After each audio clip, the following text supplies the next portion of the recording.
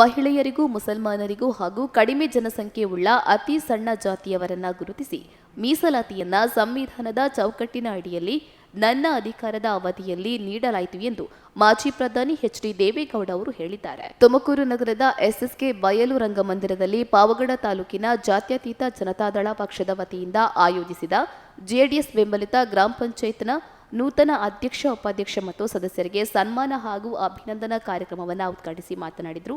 ಈ ಸಂದರ್ಭದಲ್ಲಿ ಮಾಜಿ ಎಂಎಲ್ಸಿ ಶರವಣ, ಶಾಸಕ ಪುಟ್ಟರಾಜು, ರಾಜ್ಯ ಉಪಾಧ್ಯಕ್ಷ ತಿಮ್ಮಾರೆಡ್ಡಿ, ಬೆಳ್ಳಿ ಲೋಕೇಶ್, ತುಮಕೂರು ಜೆಡಿಎಸ್ ಜಿಲ್ಲಾಧ್ಯಕ್ಷ ಆರ್ಸಿ ಅಂಜಿನಪ್ಪ ಹಾಗೂ ಮಾಜಿ ಶಾಸಕರಾದ ತಿಮ್ಮಾರಾಯಪ್ಪ, ತಾಲೂಕು ಅಧ್ಯಕ್ಷರಾದ ಬಲರಾಮರೆಡ್ಡಿ ಹಾಗೂ ಅನೇಕ ಕಾರ್ಯಕರ್ತರು ಉಪಸ್ಥಿತರಿದ್ದರು.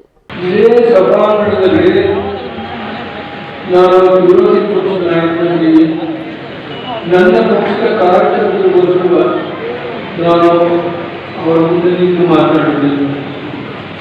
ಅವರು ದೇವರಾಜರು ಈ ರಾಜ್ಯದ ಡಾಕ್ಟರ್ ಲತೀಫ್ ಅವರು ಕಾಂಗ್ರೆಸ್ ಮೊದಲನೇ ಬಾರಿಗೆ ಒಳಗೆ ಹೋದಕ್ಕೂ ಒಂದು ಕಡೆ ಸುರಕ್ಷಾ ಕಾಂಗ್ರೆಸ್